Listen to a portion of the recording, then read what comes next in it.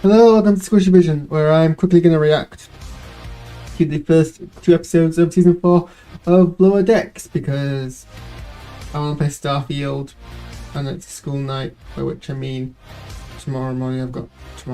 This morning, in about 7 hours, I'm going to work. So, a quick ideas review, the quick I get to play Starfield. Sorry to everyone who...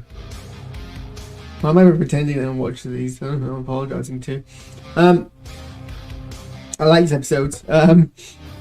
This show has definitely grown on me with time. Or rather, it's become more in line with my tastes of time. Interesting series. Series opener twist, I guess. They all get promoted. Well, 3 of them get promoted, and then everybody gets promoted in the second episode. So by the first 2 openers, they're all promoted, which it's great. They'll deserve it. I got teary. It's weird. I think I'm projecting about my personal life here. I as someone who's like in the cadets, and so like was in that kind of system of seeing people get promoted and stuff. I get the importance of it and like the symbolic nature of it. So it kind of made me sad. I was with Boba how Marina's whole rejection of promotion. I get it was kind of part of a rock. And this kind of makes up for it here, because she finally gets promoted, and it's not like that episode where she gets promoted just as like a way to like punish her. This is a legit promotion. But they all get promoted, and it's like, I'm glad about the idea this has like progressive characters, and it's like it was earned. Like the whole point of these characters is that they're lower decks and that they're junior officers. So if you just promoted them arbitrarily and didn't make a deal out of it, it'd be pointless. But this is actually their way of saying we're going to progress the series by changing the kind of dynamic. So they moved like, and there's legitimate changes that we feel like they move away from from their bunks. So they're in quarters now. The duties are going to change. So it'll be really, really fun to see how that develops. If you just heard me fart there, I'm not sorry. Although that does actually remind me, I needed to, what are we doing? Okay, I'm gonna get very loud briefly, but I just wanted to test something. So and then we go to the filters and return that off. And then are we're still picking like a good thing. Sorry, I messed around my sound settings a wee bit, but that's not fun right now. The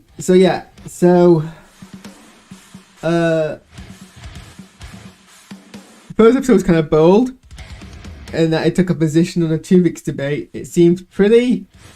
Most characters seemed, especially the captain, and in fact, everyone I think apart from the Vulcan seemed pretty unanimously of a decision that Janeway murdered Tuvix. Like, it wasn't even like the middle ground attitude to what is a very contentious thing in the fandom, the Tuvix debate. Probably the most contentious thing in the fandom.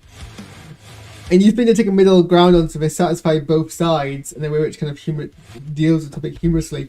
Most characters in this episode were just like, flat on Janeway murdered. Like, nothing like it was ethically dubious, or there was another way out that she could have taken. They used a flat load language that she murdered Tuvix. And this is coming from someone who is like, I think I kind of actually lean, when I feel about my gut and I see people debate about it and I read the debates, I find myself wanting the side that says that she was right to win. I don't know if that's out of a loyalty to the main cast and to Janeway, and resistance to this whole kind of Voyager criticism and this Voyager, the whole like Janeway as a war criminal mentality, or if it's kind of more that, 2 lives are more important than the 1 life. His life was an accident. He's only been alive for a few days.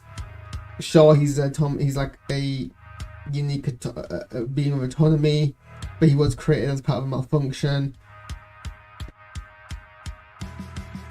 I mean, in all fairness, a lot of the issues is kind of the way that the episode, the original one, kind of executed it, but like it's such a hypothetical science fiction. Well, I mean, no, to be fair, you can do things very kind of high concept that have no bearing in real life, but still tie into real life. And I think they didn't really do that so cleanly, and that was a lot of the issue. But this episode took a hard kind of stance on that. But we also got a whole bunch of other kind of Voyager references, and that was fun. Like some really deep cuts as well, like the macro. I've not seen the episode from, so I can't remember what it's called. But the macro virus things. I got the 3 holiday references, and I love those because I'm a big fan of. I like the clown. Oh, well, actually, he wasn't a holiday episode, but the clown is like one of my favorite Voyager villains. I think probably because that was actually the first Voyager episode I ever saw. And I got the Irish person, and I got the I like the whole kind of Captain Proton references. That was all fun. I haven't actually seen the episode with the cheese thing, and that feels like a very deep cut as well. And obviously, it's good to see Voyager kind of in the flesh, even if it is CGI cartoon reconstruction. And like honestly, like the whole character arc between the characters was really good. The fact that Boimler was like, we're still. I like this continuity of arcs, like even though it's a Monster of the Week-esque cartoon series, it has like these consistent. No, it presents itself like that. It did to begin with, but I think it's fair to actually say that Lower Decks is a episode of the week kind of show.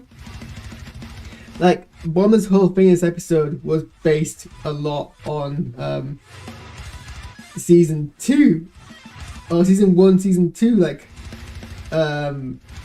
him being promoted to Titan. That's still being felt here today, and he's like, I didn't want to get promoted because I felt that it would break our friendship like it did before. And Mariner being like, no, you've earned it this time, it's been different, and I actually put you forward for it, all of that. And you know, the fact that he earned his promotion, he finally got a promotion, because I felt so upset when he got demoted back to the Sritos. The Sritos, that's not what it's called, but when he got demoted off the Titan. Tendi didn't have. I mean, Tendi and Rutherford didn't have much to do in the first episode compared to like other episodes, but they earned their promotion, Rutherford's eventual promotion as well.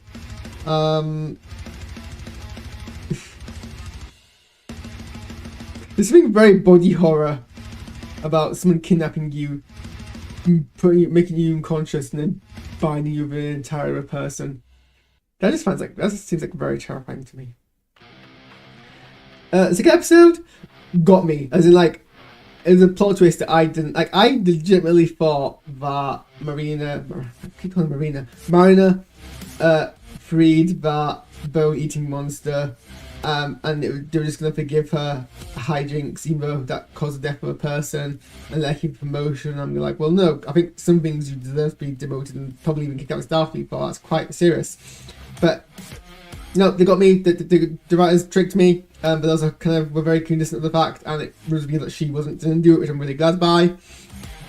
So that was a fun episode. It was Rutherford, you know, trying to prove himself in very like minutiae ways, kind of mocking the whole, you know, being promoted over like just by doing this the bare minimum kind of not like he was doing, but like kind of make himself being the whole like engineers are like obsessed with like the minutiae, like the.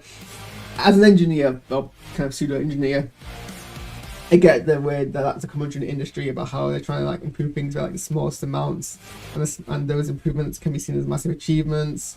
And in the end of the day, the fact that he's just passed over those promotions to his friends and he deserved it was like a nice kind of twist of that. Bomber had a kind of B-plot just trying to find quarters, which wasn't really relevant.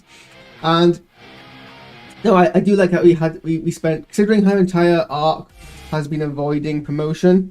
I do like that we spent an entire episode of getting Marina to be comfortable with the fact that she was promoted, because it would have been cheap otherwise, but also it would be cheap if she if she immediately rejected it. Like, you kind of need to keep more equal level. So I'm glad that they dealt with that. I'm glad that kind of her and Jack Ransom. Why do I keep getting the characters' names wrong? Her and Jack Ransom had that kind of continued their rivalry, or their kind of like antagonistic nature, but then there was a kind of actual like heart to it, which has been consistent over their entire relationship. And Marina's finally accepted her kind of promotion and is actually gonna hopefully legitimately try. And that Ransom actually, because it happens in real life, people often act out against authority. No, not always, but in certain contexts.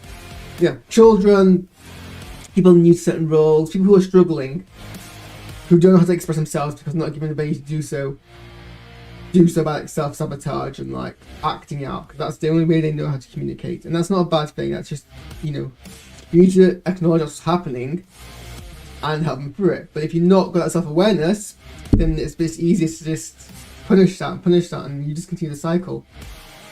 So I admire Ransom actually, despite his like himbo outward exterior, is actually like self-aware enough to see that. But it was like a challenge for both of them to push through it. So I like that kind of execution. I like this series is like, it started off, I like it when this series started off.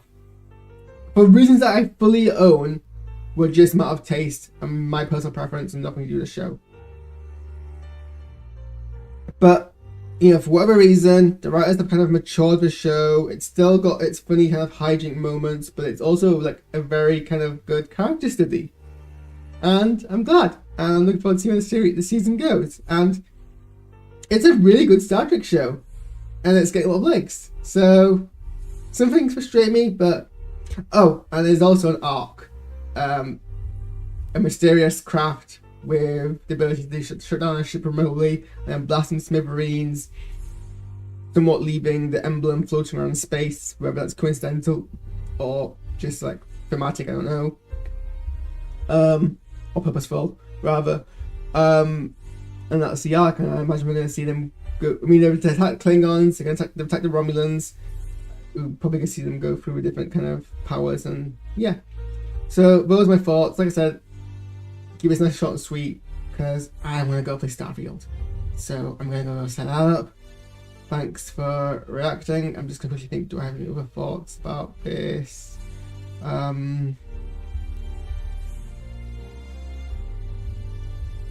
Obviously, fun Easter eggs, and I appreciate watching a show full of Easter eggs that I understood a lot of them on. That was always fun. That's always fun. Tending refrigeration always pretty wholesome as well.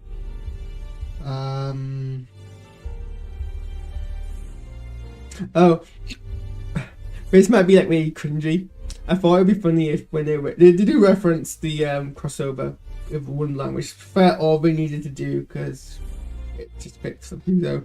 But it would be funny if someone was like, "Hey, I was checking the history books, and it turns out shortly after this they got into trouble with the Gorn. I wonder the Gorn, and they're like, oh yeah, but the way they got out of that, they got out of it very, very easily, and just don't elaborate because it's like so trivial. Obviously, no bearing on how it actually get out of the trouble, but just like glossing over the fact that that's what happened immediately afterwards. That would be funny. Thank God I'm not writing the show. So yeah, thanks for tuning in, and yeah, I'm gonna go set up Starfield because I probably only want to play it for a few hours, and I should probably sleep before work, considering that my boss is off. So it's basically just me doing IT.